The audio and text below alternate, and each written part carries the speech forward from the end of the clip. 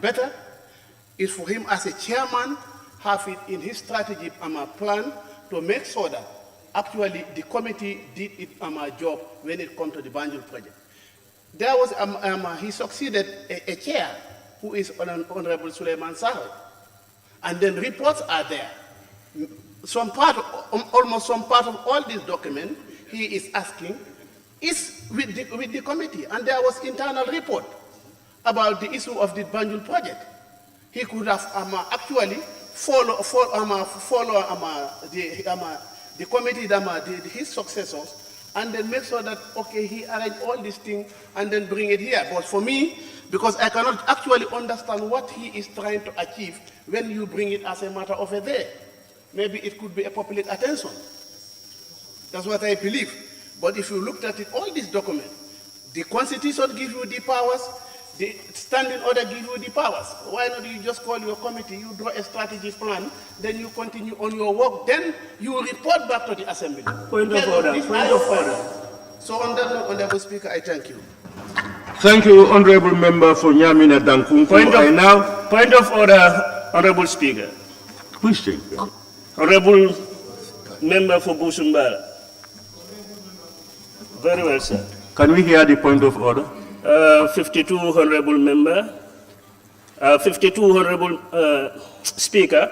Honorable Speaker, I think the member for Ratukunda Sabi. 52, yes. Full member, 52 what? 52 sub 1, 2, and 4. Honorable Speaker, the member for Ratukunda Sabi did. Honorable Member, can you sit down, please? Honorable Member, can you sit down? Honorable Members, point of order will surely indicate a deviation contrary to our own standing orders or regulations. Something happening that is off the line. We are either breaking our own laws, that's point of order. Section 52, 51, you said 51. 52. 52.1, notice of a motion. Yes. Shall be given by being handed in writing to the table office, not less than 5 days clear. What has that got to do with what is there? What I said was, if you look at section 50,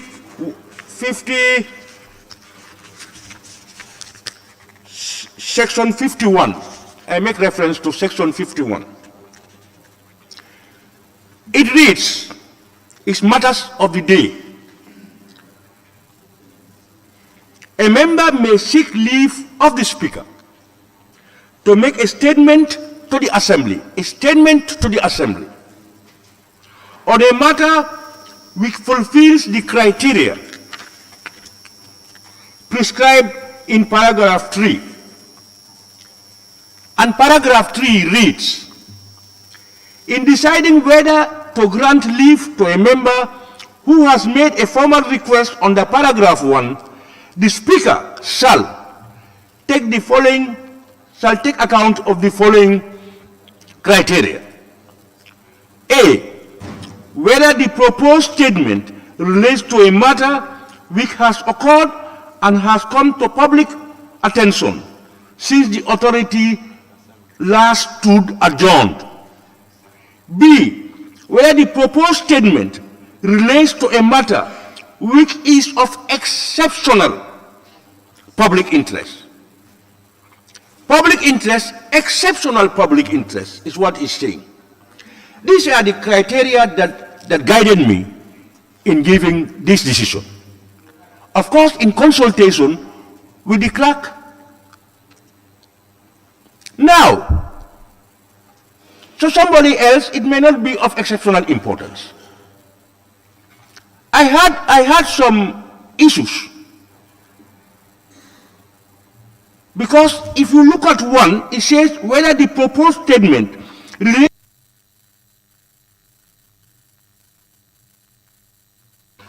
to a matter which has occurred and has come to public attention since the assembly last stood adjourned. Before that, we will not entertain it. I was made to understand from the statement that some of the proceeds for this rehabilitation project were approved by Parliament last sittings. Because this must relate to the last adjourned date to now. That's why this provision is provided. Honorable member for Busumbala, when we want to make requests, you can make requests. Let's not abuse the standing orders. Everybody's point of order. And you verily know that it's not a point of order. And in this particular statement, you cannot intervene. I've reminded you to the relevant provisions of the standing orders. Can you allow honorable members to please continue with making their statements? Please. Thank you, sir, Honorable Speaker. They can continue.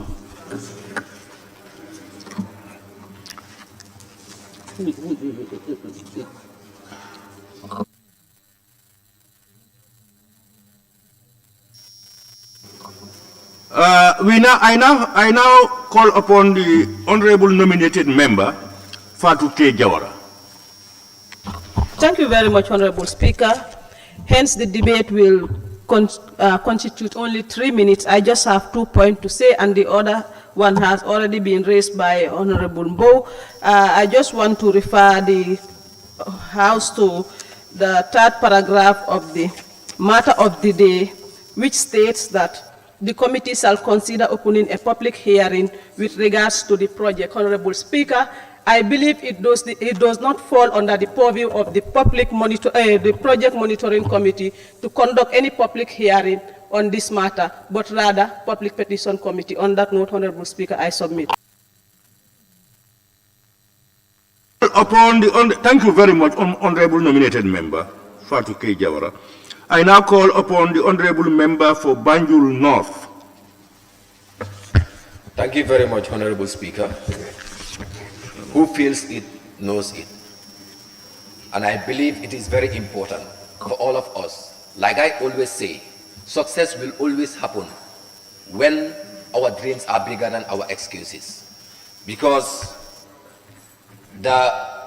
some of the members that are from the 5th legislature cannot sit here and say that there was no single approval by the Parliament for the implementation of such a magnitude of a project in Banjul. So in that regards, I would want to seize this opportunity to say thank you very much, Honorable Member, for bringing this to our attention. And I believe it is very important for us to look to it and see to it that there is a solution to whatever problem that the project is currently facing. Thank you very much, Honorable Speaker. Thank you very much, honorable member for Banjul. Honorable member honorable nominated member, Deputy Speaker, Honorable C.D. Eskenjai. Thank you very much, Honorable Speaker. Honorable Speaker, as a member of the Committee on Monitoring of Government Project, the Honorable member is expected to work with his colleague as a shared responsibility and as a team. Looking at this matter of the day he brought forward, you can only adjust that this is based on personal and also information derived from Facebook and also from views and bantabas. Honorable Speaker, as the Honorable Member for Upper Salem indicated, you cannot come and call yourself as a member of the National Assembly and come before this August Assembly and start to mislead this important August Assembly and also the Gambian people.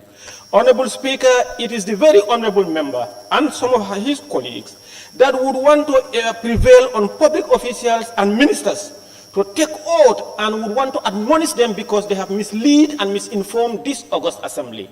So as a member of the National Assembly and chairman of the government project, you cannot for whatever reason, and hide behind this August Assembly and come and mislead this August Assembly only in the interest of ridiculing people and ridiculing government. That must stop. The constitutions and the standing orders has empowered us.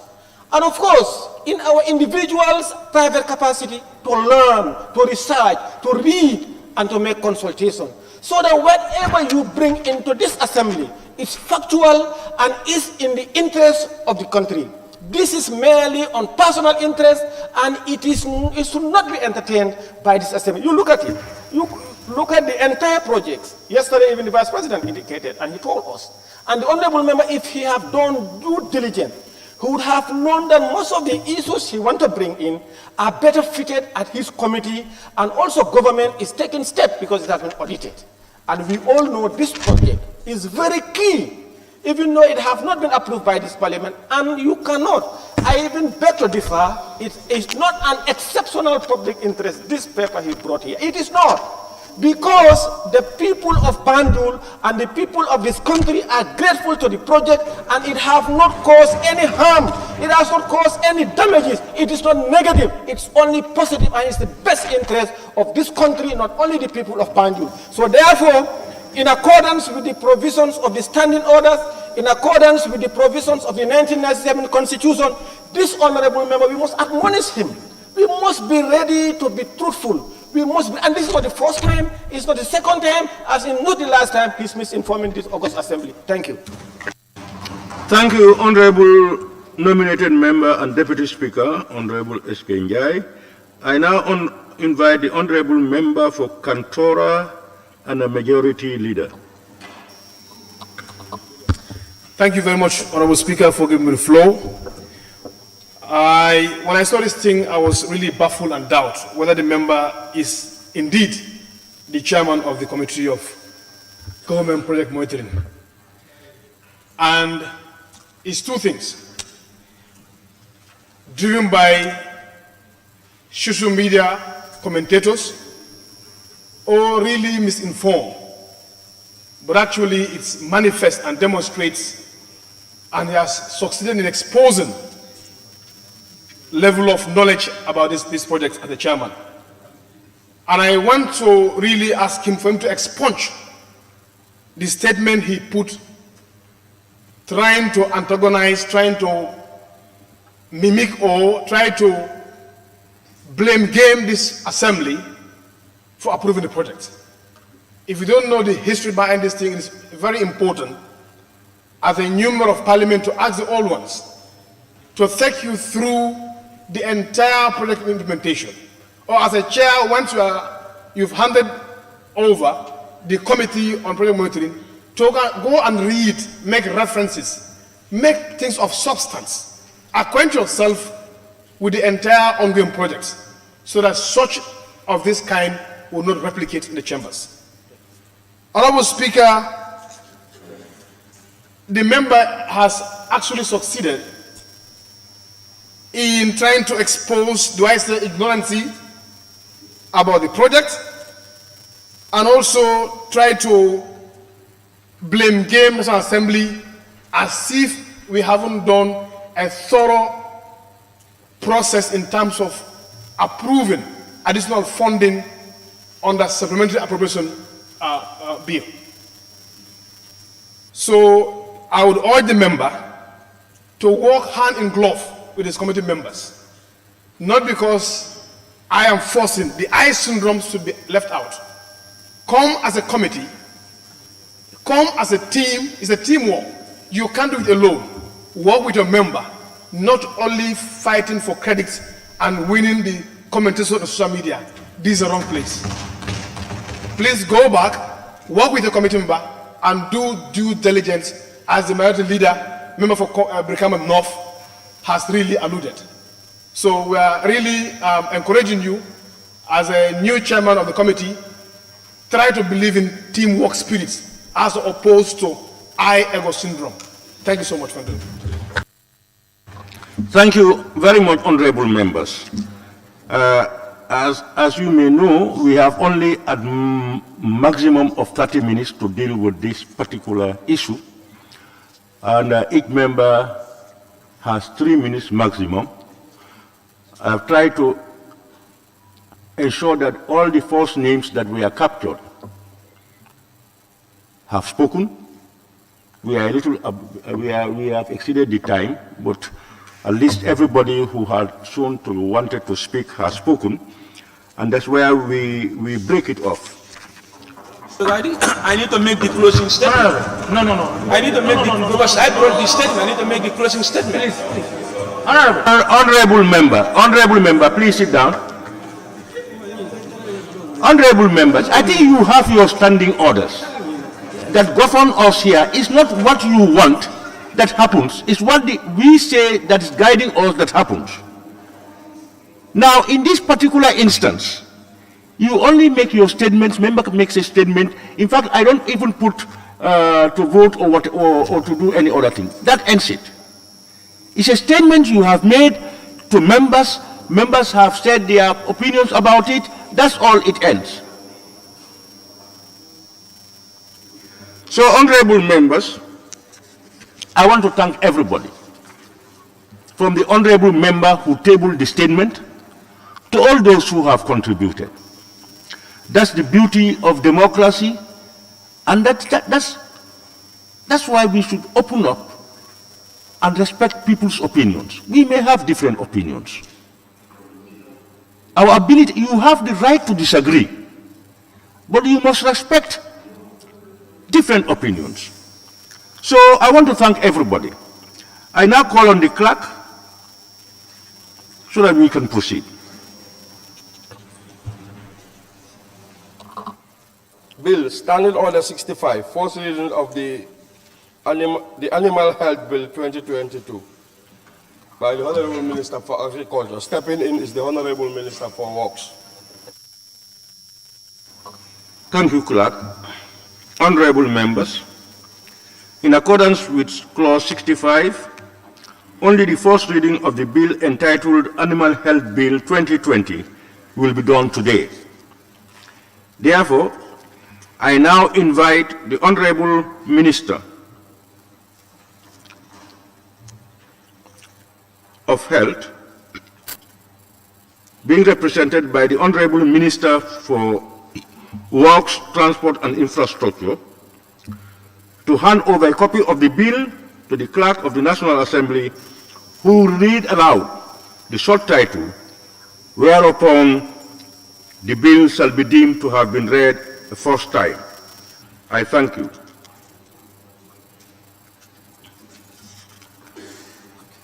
Clerk.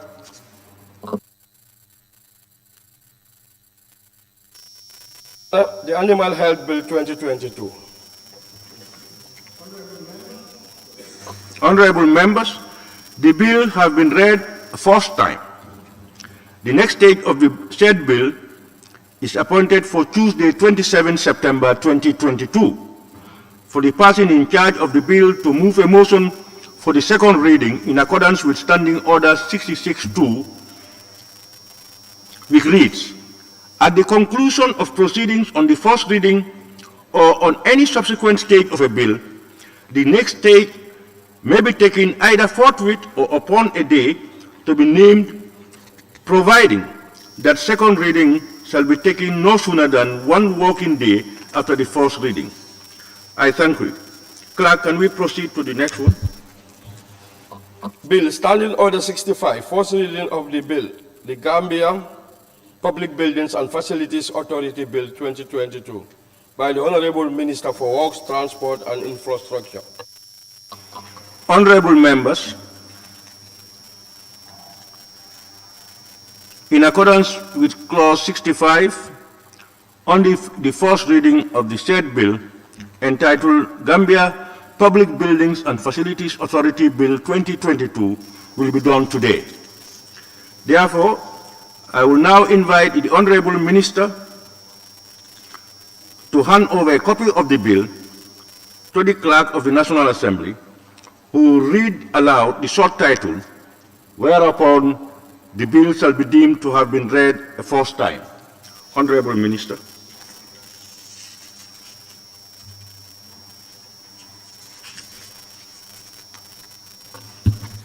Gambia Public Buildings and Facilities Authority Bill 2022. Honorable members, the bill has been read first time.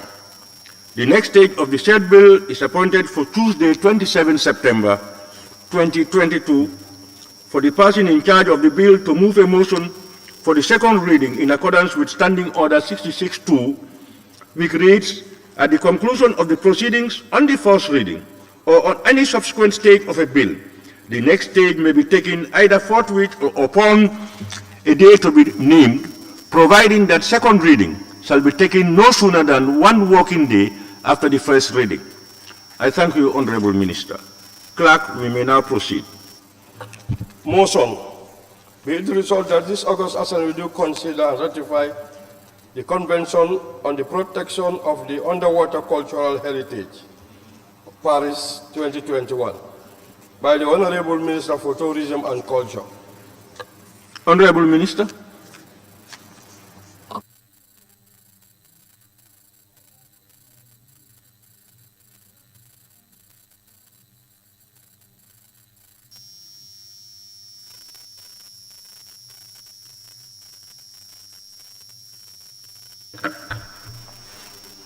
Honorable Speaker, the Gambia joined the UNESCO in 1971 and has since then adhered to several UNESCO conventions, such as the Convention on the Protection of World Heritage, the Convention on the Intangible Cultural Heritage, and the Convention on the Protection of Cultural Diversity. In addition, the stone circles of the Gambia and Fort James Island are related sites were inscribed into the UNESCO World Heritage List in 2003 and 2006 respectively. Kankurang Manding Masquerade was also inscribed as a UNESCO Intangible Heritage Masterpiece. Because we are signatory to the conventions, the heritage sector continues to benefit from UNESCO funding through the participation program funding. With the support of the National Commission for UNESCO and UNESCO Dakar office, the NCAC on the 26th of February 2019 held a national sensitization meeting for a wide range of stakeholders associated with the issue of underwater cultural heritage protection.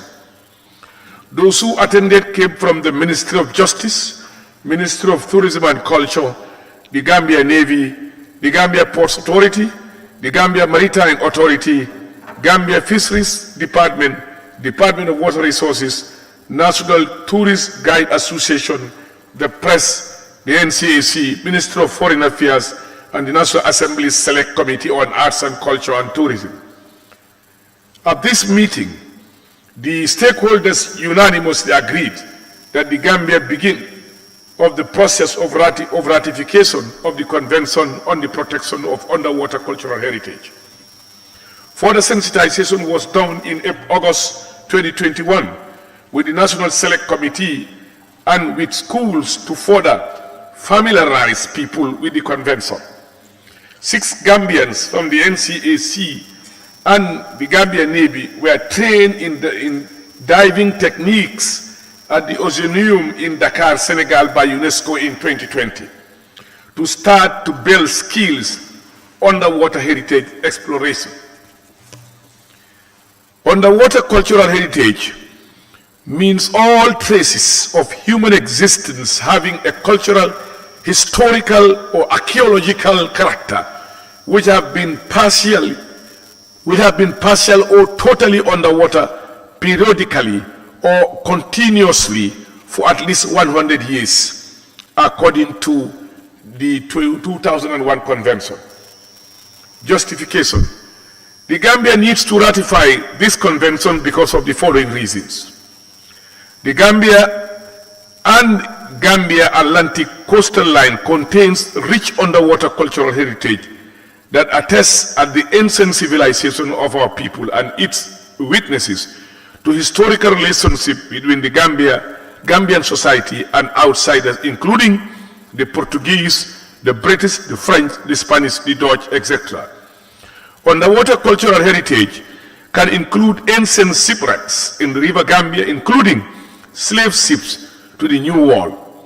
Also, the various wharfs along the Gambia River during colonial rule, such as the Carol Wharf in Yanija, the Bintang in Fonyi, Pirai in Tenda in Tumana, Tankular in Kiang, Kuntawur in Nyani Maro in Yanija, Fatoto Tenda in Tumana, Kantora, Fata Tenda in Wuli East, Makati Island, Kosemar in Jimara, Bambali in Sanjal, Belingo in Jara West, Tankular in Kiang West, Basse Tenda form part of our underwater cultural heritage resources.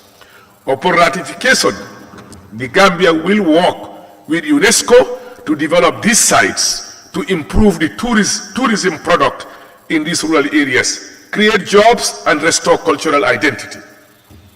Number 2, the ratification by the Gambia of the convention will help to prevent looting and destruction of our underwater heritage, cultural heritage in this country, because the convention set high standards for the protection of this heritage.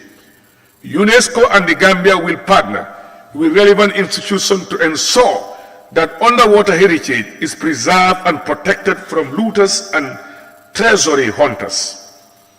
3. Ratification by the Gambia of this convention will prevent the commercial exploitation and disposal of underwater cultural heritage. It will ensure it to be preserved for the future to support the related tourism industry, etc. Number 4, the ratification by the Gambia of the convention will allow capacity building, knowledge exchange in areas like archaeology, conservation, museum studies for the Gambians, especially those who work in the arts and culture sector. For example, UNESCO can, through the convention, support universities in the Gambia to offer courses related to heritage and underwater heritage conservation. Number 5, the ratification by the Gambia of the convention can help the Gambia develop a niche tourist market for diving tourists, scuba diving tourists, etc., who will be able to explore our underwater cultural heritage sites in the River Gambia or the Atlantic coast.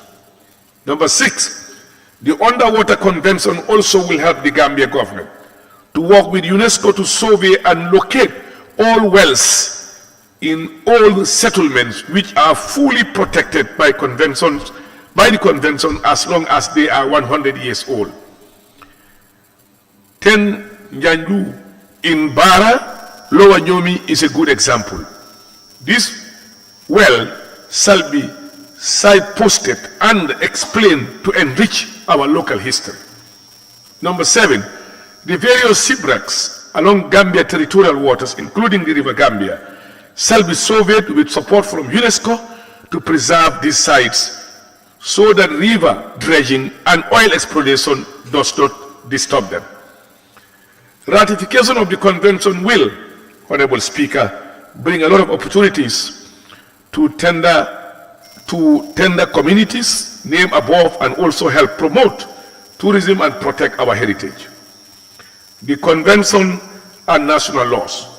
The Gambia National Arts and Culture Policy and NCAC Act 2003 have fully domesticated the 2001 convention.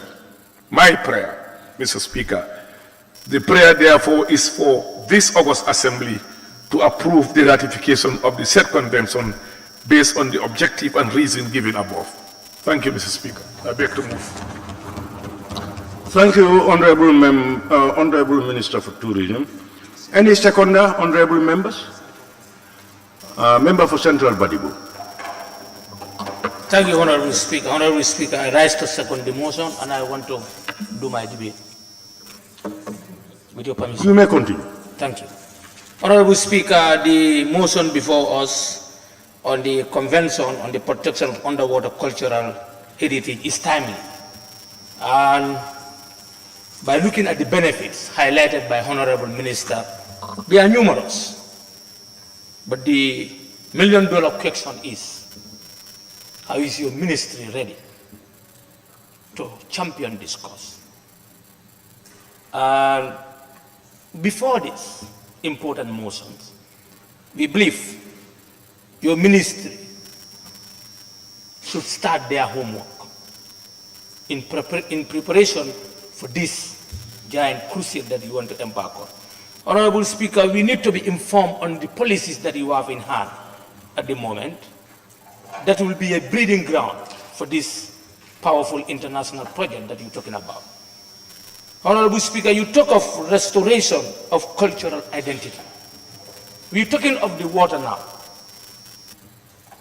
which is to some people, it will be a miracle how to explore some of these underground artifacts.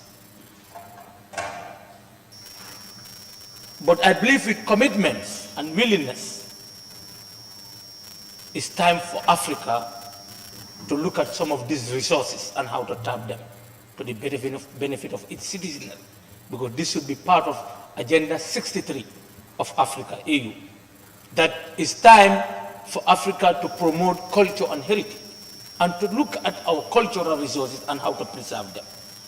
Honorable Speaker, we all know slavery happened in this country, and Gambia was not exceptional as far as Atlantic slave trade is concerned. And the minister made mention of some of the underground, ships or whatever materials that could be left behind. I believe this project is not going to be an easy project. And the commitment of the Gambia in terms of resource mobilization, because it's one thing to ratify, but it's another thing to implement it. Because the expectations are high. When you talk here on the podium, we all feel at ease because we know that, yes, there is something that we can tap. But is the Gambia government committed to make fundings to make sure that this thing carries? Because we cannot entirely depend on outside donors for this kind of important projects. So we need to have a roadmap of funding. Where will you get funding to make sure that the NCAC is well resourced? It's disheartening you visit that office right now. Its location is poor, the resources are not available. So I doubt how can they perform under that condition. They need to be relocated, and we need to talk of building a modern, magnificent museum that can accommodate some of these artifacts when they are collected. Honorable Speaker. Honorable Speaker, the coastal line and the river Gambia, for example, we believe the project also will not only stop in the coastal line, but it will go as far as the rural Gambia through the river Gambia. And the river Gambia, according to researchers, it been a long time. I asked this parliamentary question. I think the present minister responded that it had been so long that study had never been done about River Gambia. And we have a lot of deposits. So if proper research is not done on the River Gambia, the deposit, Lady Chilen, is lying down there. So how will it be easy for this important project to be carried out in the interior? Because movement will be a problem. We all know that the mangrove swamps, some of the big mangroves, are falling down into the river. Are they collected? They are there. So navigation to the rural Gambia is difficult. And I believe, whether it's part of the project or not, but this project also should help us to revamp our river transportation system. Honorable Speaker, the link between Gambia and outside world, you made mention of it. We want our relationship, as I always say, to be more of, mutualism. We need to benefit from this international agreement.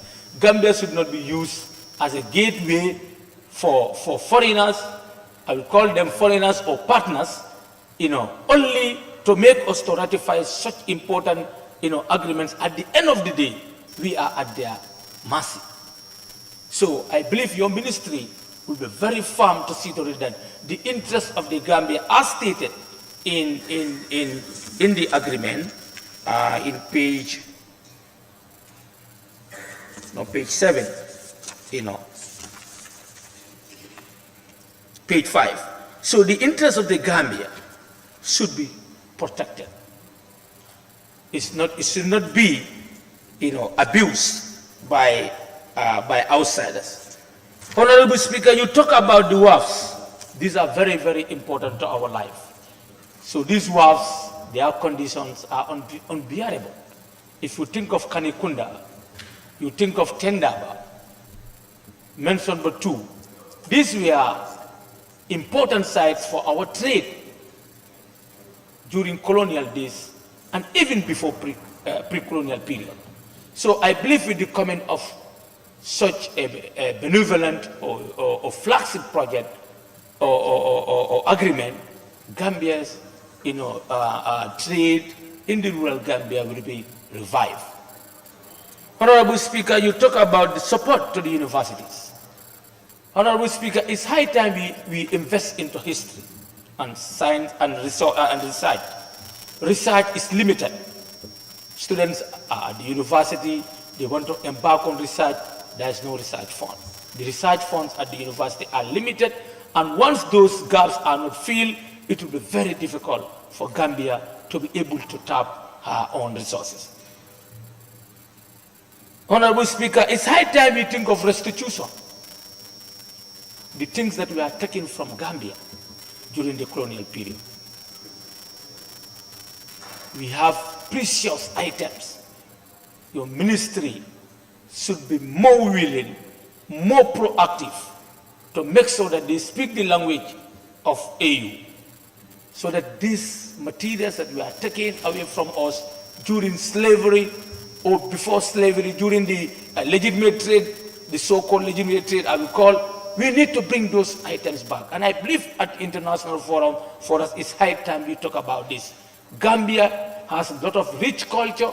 Gambia, we were one time robbed by European explorers, our colonizers. We need our things back. And if you look at the entire, document, it talks about that. And I believe by passing it here, Gambia will be committed. Gambia must be committed in restitution, Honorable Speaker. Honorable Speaker, the wells, you mentioned about wells. Yes, we have these traditional wells, and yes, people commonly believe that there might be things thrown inside, but that's why I said we need a lot to do this thing, because the funds for these projects, are not going to be just, an easy project or low-cost projects, because you need the tools to do this kind of research works. Tuberculum, for example, why do they call it tuberculum? Because there's a widely believed that there's a well, during the Atlantic slave period, or you might call it during the colonial period. So we need to know, and you have some communities who are not in fact identified. They are not known in our history books. It's high time we do so much research into this thing, so that, as you stated, we can realize our dreams. The river drainage also, is being mentioned, which in your statement, is not going to affect, or is not going to cause harm to our river drainage system, if I learn you very well. Honorable Speaker, I don't want to take the time of the House, but I believe this direction is highly welcoming, and there are more to be ratified as far as heritage is concerned. I want to inform this office that this is a step in the right direction, and I believe more will come, because AU is pushing a lot of this kind of projects for Africa continent to be culturally and internationally recognized. I thank everybody, and I believe honorable members will give their blessing to this important project. Thank you very much, honorable member. Honorable members, I now put the question. It has been moved and seconded that this honorable assembly do consider the Convention on the Protection of Underwater Cultural Heritage, Paris 2001. Those in favor, please say aye. Not in favor, please say no. The ayes have it. Any honorable member who may want to take the floor may do so. I begin with the honorable member for Brikama North. Thank you very much, Honorable Speaker. At this juncture, I want to thank the Honorable Minister for Tourism and Culture for bringing this convention for the ratification of the August Assembly.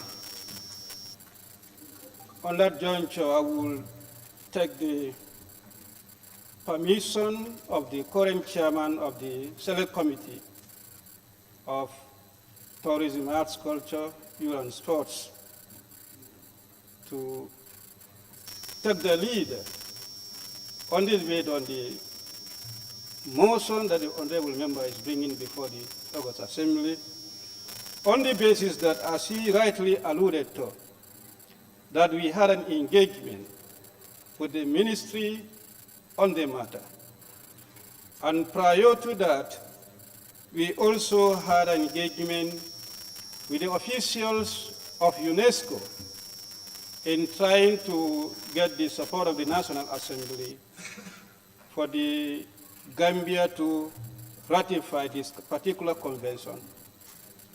It was as a result of that engagement, we gave our blessing and also guide them through to work with the ministry so that the ministry can act accordingly without delay for this convention to be ratified based on the objectives that are outlined in the convention.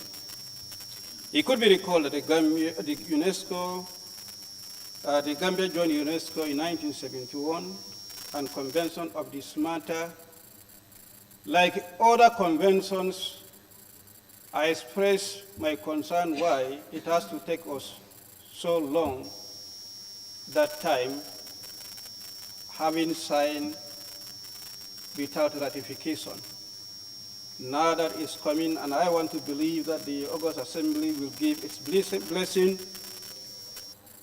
It should not be a matter where the ministry or the government in general would find it very difficult to domesticate, as important issues are highlighted in the convention. And if we ratify that, we should also take that serious commitment towards the domestication of the convention. Honorable Speaker, the cultural heritage, especially the sea cultural heritage, their preservation and protection are very important. You could recall, just one, let me give an example of the lady killing that was seen somewhere around Balengo. That is one example of the sea cultural heritage that if we ratified this particular convention, we can make good use of. Try to learn to attract tourists, and through that, it can be a source of income generation. Honorable Speaker,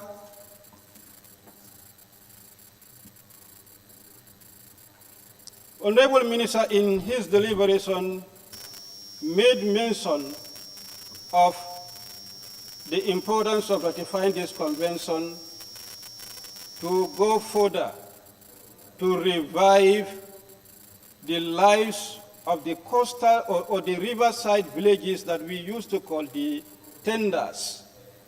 I think this is very, very important. Right now, if you go along the River Gambia, most of these tenders that used to be very lively, they all turn to be ghost villages or ghost town. It's pathetic. You go to Kaurwaf town, the Kaurwaf town that you know before, and now you see is very, very pathetic. You go to Jemara, Kosemar before, and how it is now. It is very, very sad. All these villages that he talked about and the tenders that he talked about, if they can be revived, I think it is going to improve the lives and livelihood of the people, not only the people living in those areas, but the communities at large around those localities. Revival of these villages it should be an utmost concern to the government. Alongside the river transportation that Honorable Shawa talked about, you cannot revive the river transportation if those tenders are not revived in the first place. If this protocol ratification can bring about that, this is certainly what we need most as far as promoting the lives and livelihood of the rural Gambia is concerned. Not all the villages can settle along the highway as the norm is. Abandon the tenders and going to settle by the roadsides. I think we should now try to think differently. You go to some places, the places that are lively are the ones that are at the roadsides, riversides. But it's an opposite thing in the Gambia. It's because there is less infrastructure by the riversides, and you have more on the roadsides. If this project can bring that, it will help us a lot to revive lives in our rural Gambia. You go to Baribo in the Jawara, it's pathetic. All that you see to recognize that there was life here are old buildings, similar to in Janjanbureh itself, still is a capital, but we can only know that life was here through the old buildings. Honorable Minister and honorable members, I would at this juncture indulge that we as the Select Committee encourage the ministry to bring this convention to be ratified without delay. And they've acted accordingly to ensure it is ratified. And I will call on each and every member to give your blessing for the ratification of this convention. Honorable Speaker was a living witness. When we went to Halifax, we were taken to a cemetery that was where a ship that was wrecked, the remains were buried. Still, that sounds historic, and it's attracting tourists. Hardly people will go to Halifax without visiting those places. That can show the importance of sea cultural heritage preservation. If we can do so, we have similar instances that occur here. What they call, is it the Jola from Zigansor, the ship that was wrecked, Baton Jola from Zigansor. Most of the remains were buried in the Gambia. With the signing of this cultural heritage, where those people were buried would be considered a cultural site. The fact that it happened here, somewhere here, and they were buried here, may their souls rest in perfect peace. The Gambia will still benefit from that. Anyone who wants to visit those areas, it is the Gambia that is going to benefit from that. On that, Honorable Speaker, I don't think this is an issue that should take the National Assembly time and energy to debate over it, to ratify, because it is for the good, especially those from the rural Gambia. It is in your own good for this convention to be ratified. So that's what we have been striving for. Revival of our river transportation, revival of our river towns and river villages, which is of utmost concern towards this. There is room for us to achieve. On that note, I thank you. Thank you very much, Honorable Member for Brikama North and Minority Leader. I now invite the Honorable Member for Nyanija. Thank you very much, Honorable Speaker, for giving me the floor. And then I also wish to take part in this debate for the ratification of this treaty. But first of all, let me thank the Honorable Minister for adhering to the advice of the Committee on Youth and Sport. Honorable members, Honorable Minister, Honorable Speaker, it may interest the National Assembly to note that in the previous legislature, that is the 5th legislature, we were engaged on this matter as members of the Environment Committee, likewise the Youth and Sport Committee. We definitely had a very fruitful discussion with the officials from the Ministry of Environment, likewise the Ministry of Water Resources, and also I believe the other committee, that is the Committee on Youth and Sport, had also a similar one with the Ministry of Tourism and Culture. So, Honorable Speaker, the convention, as highlighted by the mover, that's the Honorable Minister for Tourism and Culture, it is definitely a non-controversial one, and it is just here geared towards protecting our very own underwater heritages that we have. Because when the minister was moving his motion, and he mentioned the issue of Coral Wharf and Nyani Maro, which are definitely found within Nyanija, I might be young, but the history attached and the benefits attached to these areas, definitely anybody who hails from our area, you will learn about it. So anything that comes to this parliament, talking about those areas, definitely is an issue that we will support. And then we will encourage any other honorable member to support it. Because this will definitely directly benefit our people, the people we represent. Coral Wharf and Nyani Maro are sacred places that we honor. And then I remember the previous speaker used to tell me, don't you know that I'm from Nyanija? Because my father used to work at Coral Wharf. So all these are issues which you know that once somebody tell you, because I can just imagine somebody residing in Serekunda here, telling you histories back in your own constituency, that I'm from your constituency, because of the activities that were happening there. It's something definitely that touches our heart.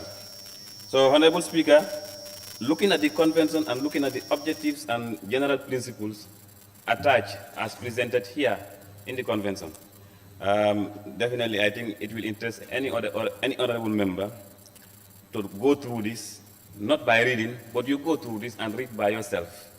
That only will satisfy you, because they are all positive and they are all geared towards protecting the underwater cultural heritages that we have within. But again, what also interests me in this is the fact that the Honorable Minister mentioned this treaty is already been domesticated. Because if you look at the NCAC Act he mentioned, and that of their policy, so these are already local instruments that we have within our laws, already exist, so we are only looking for the ratification. Sometimes we will say treaties are ratified and they are not being domesticated, but this is the one which you know that we already have the local instruments in place.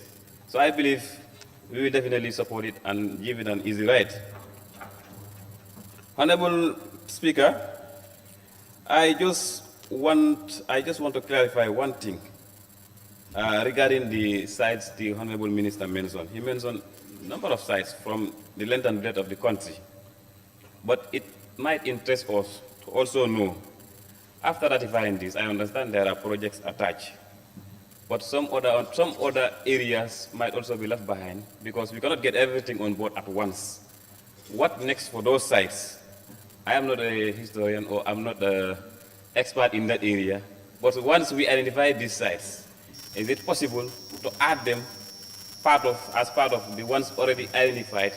Because I know somebody from Badibu might claim we have a well that is already maybe 100 years old, which should be added to this, and so on and so forth. So I think it is definitely very, very important for them to take it up and then move forward. It's not like only the ones identified, let us not stop there, but let's move forward. And then I think and believe that they will definitely do so. So, Honorable Minister, without taking much time of the Assembly, as I said, it is not controversial and it has no financial implication and so on. So definitely I will indulge on the entire Honorable Assembly members to give their blessings to this. Thank you very much. Thank you, Honorable Member for Nyaniga. I now invite the Honorable Member for Upper Fuladu West. Thank you so much, Mr. Speaker. Well, for me, initially, I want to contribute a lot from the deliberation from the Honorable Minister for Tourism and Culture have highlighted everything. I think he has spelled out everything.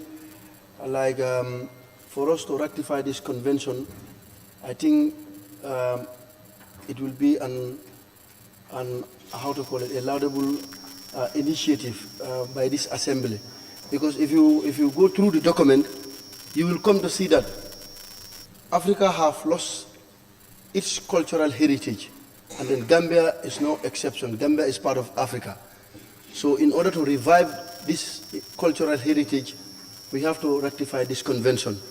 Like when I was young, my people used to tell me certain things, like the river transportation, which was highlighted by the minority leader and the member for Brikama North. The river transportation, during those days, it was very, very nice. And then it created a lot of employment, especially among the youth sectors, and also it boosts the tourism sector. So if we rectify this convention, that would also pave way for this river transportation to take center stage.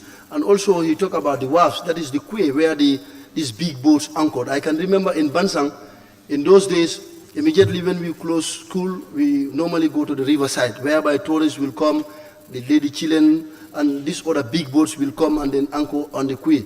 So right now, as we speak, like you can feel that something has happened here before, but now it has died down. So rectifying this convention will revive all those things. And it will also boost the economy, because a lot of youth will be involved in these activities. And then it will also create employment. And he also talked about the Kauru Wharf and the Nyani Maro. I can remember in those days, and also in Janjambre, if you go to the slave house in Janjambre, before, in those days, if you go to Janjambre, you don't even want to leave the place. But now, it's different. So, but if we rectify this convention, that will pave way for all those, places to be revived. The Pirai Tenda, the Wasu Stone Circle, just to name few. And then, Honorable Minister, my honorable colleague mentioned one thing which is very, very important. I think that would also be part of our recommendation to the minister. Like, though we're going to give a blessing for the ratification of this convention, but he mentioned like some of the areas, which are not captured in the document, like the names of a particular village or a particular well, which is not captured in the document. Like maybe you can also take note, so in case, like so that those name of villages can also, be put into consideration. But not only the names of those villages in the document. Like as Honorable Member for Badibu Central mentioned that Africa, we should not only protect our culture, we should not only promote our culture and heritage, but we should also, protect our culture and heritage, because culture is something that is very, very important.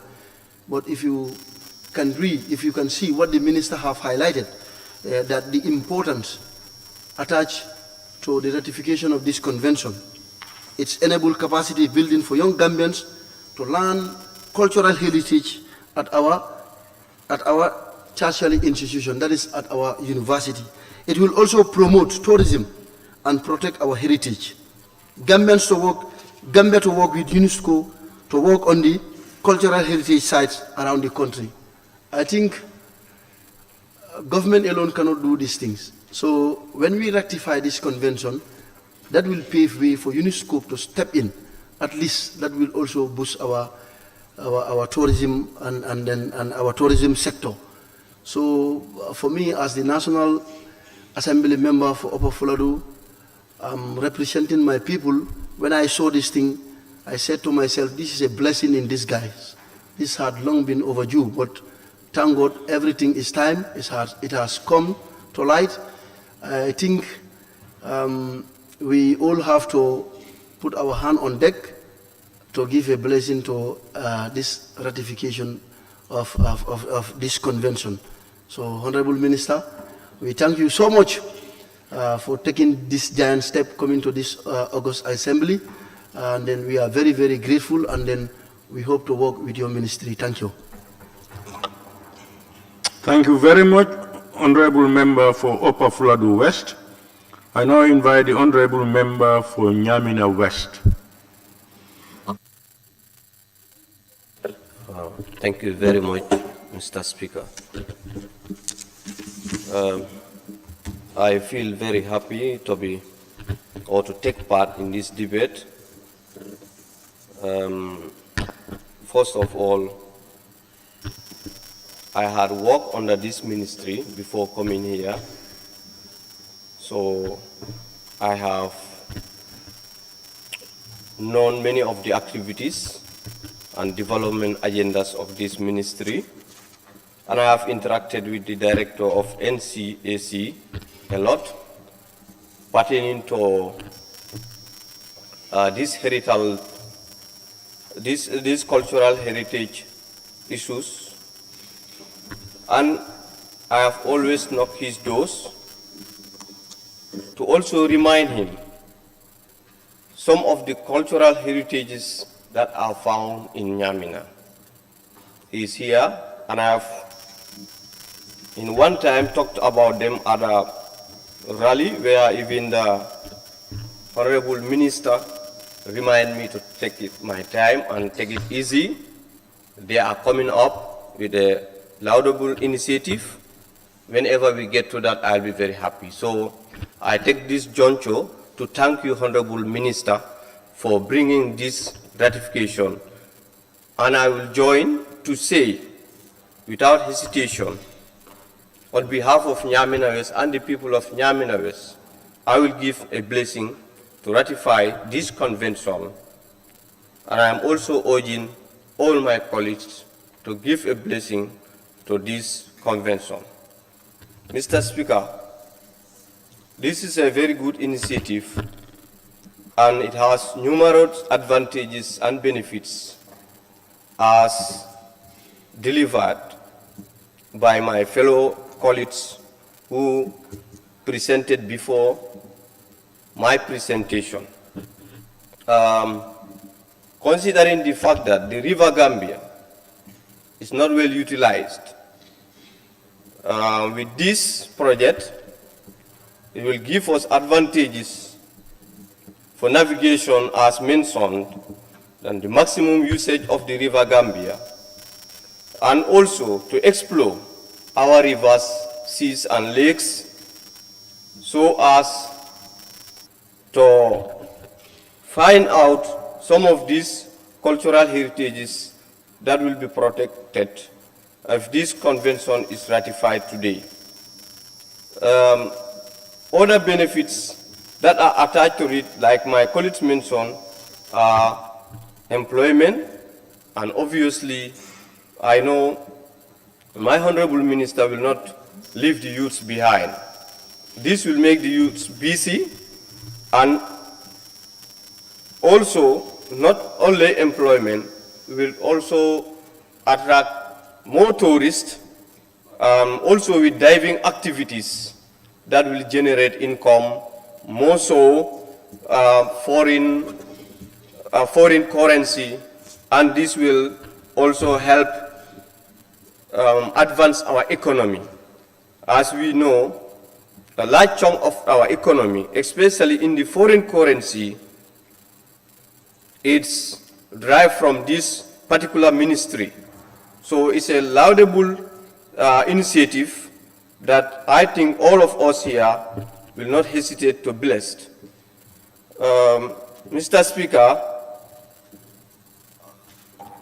one thing also that captivates my mind is the university courses and university education that is attached to this project.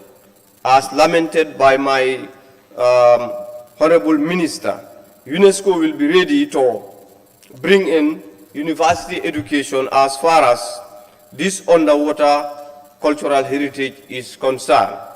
So this can inform you that there is a lot in this package, so as educating our youth. So at this juncture, like I want to join my honorable ministers in saying that there are a lot of also other even unlearned cultural heritages that are left behind. Like in Nyamena West, I have always said, we have a stone circle that is not yet been identified and is not yet captured in it. And I've also said that the Mulumanoto on the Dankungu Sambajalo is here. It's also a cultural heritage site, which is also of more benefits to Nyaminankas. And we'll also want to share this to our fellow Gambians. So, and there are many others that can be scouted by the ministry so that they will be not be left behind. There are numerous benefits attached to them too, that Gambians can also share with their communities. And also, this will bring also benefits to these communities' doorsteps, as I know that this project is with a lot of benefits. Because I was opportune last year to attend to the seminar here within the National Assembly, and I have mentioned that I was also working directly in this ministry, and last year also I was opportune to be in the community of youth, sports and culture. So therefore, we wouldn't want to miss these benefits. Concluding, I am pleading to all my NAMs to give a blessing to this convention. Thank you. Thank you very much, Honorable Member for Nyamena West. I now invite the Honorable Member for Banjul North. Thank you very much, Honorable Speaker. Thank you very much, Honorable Minister of Tourism and Culture. Honorable Speaker, I believe I will not make justice if I don't confess that since when I was elected, up to date, this is the most important document that I've ever received as far as my parliamentary duty is concerned. I can tell you that this is very timely and is indeed laudable. Looking at the most important side of the minister's speech that talks about youth employment, which I am indeed very interested in as a youth advocate, and also want to see the development of young people in this country, understanding the importance of demographic dividend, that is harnessing demographic dividend, and also understanding that the young people constitute the majority of the population of this country, which is indeed a big concern.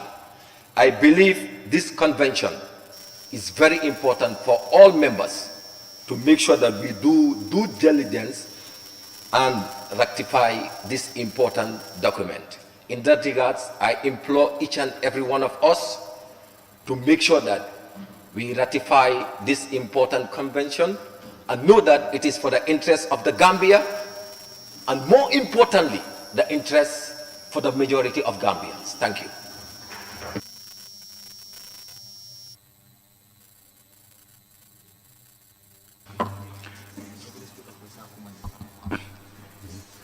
Thank you very much, Honorable Member for Banjul North.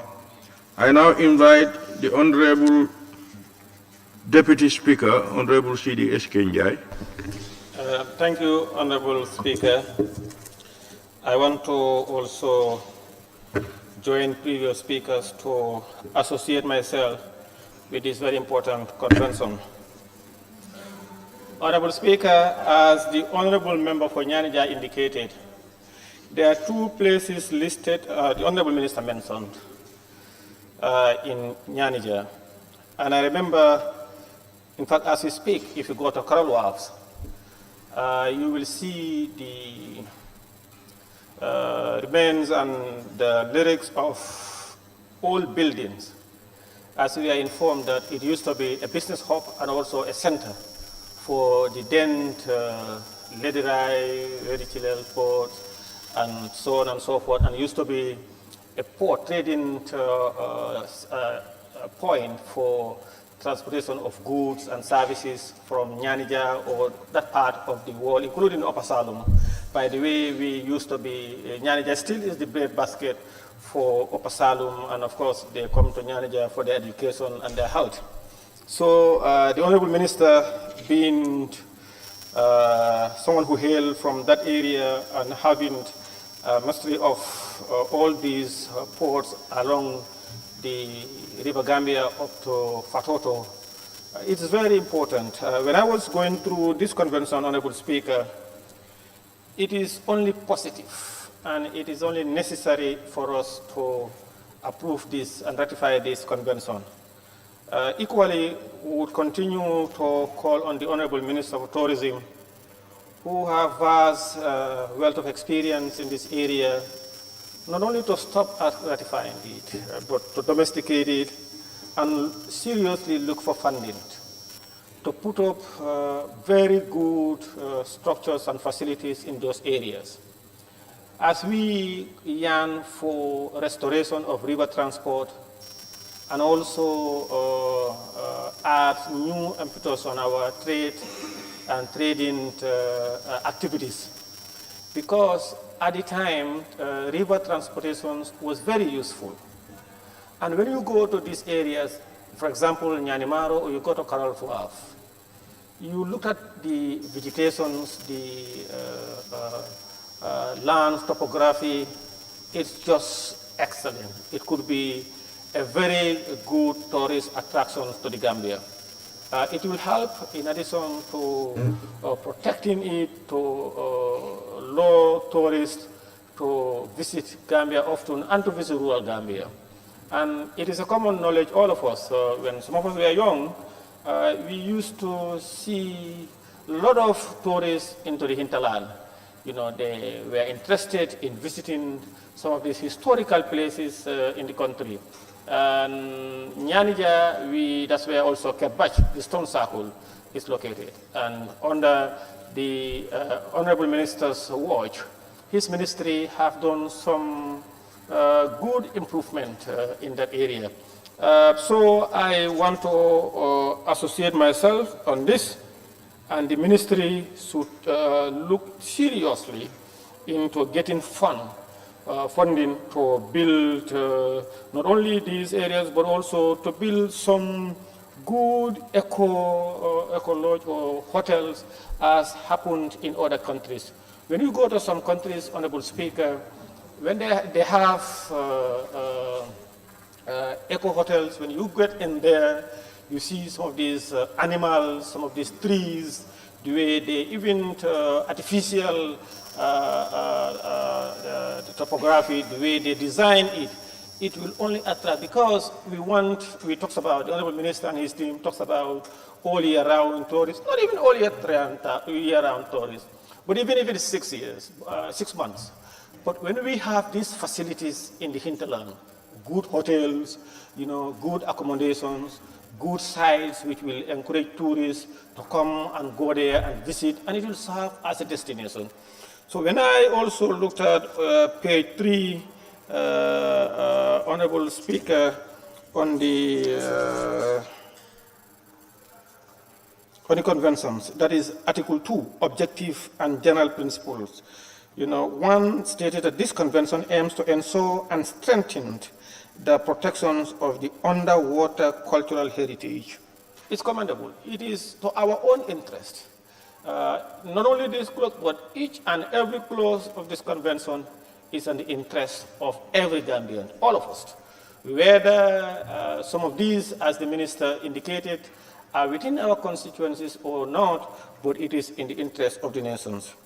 You know, it further on Article 3 says, state parties shall preserve underwater cultural heritage for the benefit of humanity in conformity with the provisions of these constitutions. Honorable Speaker, Article 10, Article 21 also, and the list goes on. So I want to thank the Honorable Minister. It's better to be late than never for bringing this to this assembly, and also urge all of us to support it. Thank you. Thank you, Honorable Deputy Speaker. I now invite the Honorable Member for Janjanbureh. Thank you very much, Honorable Speaker, for granting me the permission, and by extension, I want to thank the Honorable Minister for Tourism and Culture and his line departments who are also present with us here. I think my submission would be to say the consideration and ratification of this convention is indeed very, very important. Looking at the importance of underwater heritage, I think to protect it or to preserve it is as important as anything. I just want to give a reference because I recall sometime last year or two, some of our young people were actually denied to take part in an activity in overseas simply because the Gambia was not part of this convention under UNESCO, and meaning having to ratify this document would actually open new windows for our young people to be employed within the tourism and cultural industry. So on that note, I definitely want to add my voice to the rest of the members to also consider in ratifying this important document. And being part of the Tourism and Youth and Sports Select Committee, I would want to believe that the committee under the leadership of Honorable Ba would definitely do justice by taking the leadership and ensuring this particular document is ratified. If you reflect on Agenda 2030 and also the SDGs, you will realize that it actually targets to offer new directions. And I think tourism could be a key accomplice in actually creating that roadmap for the Gambia and also boosting the industry. The minister did actually come up with some points, more especially in justifying the ratification of this document. And I think he did mention about some of the ancient ships that are actually in our waters.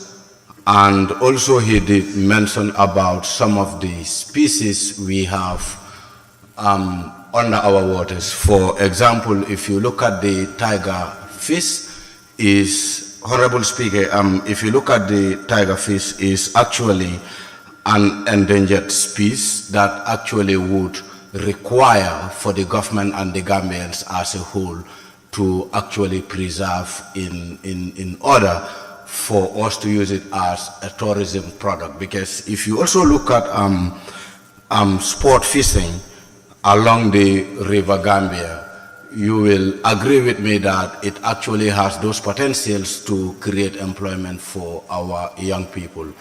And as such, preserving some of those species, I believe, would go a long way in continuing to boost our local economy.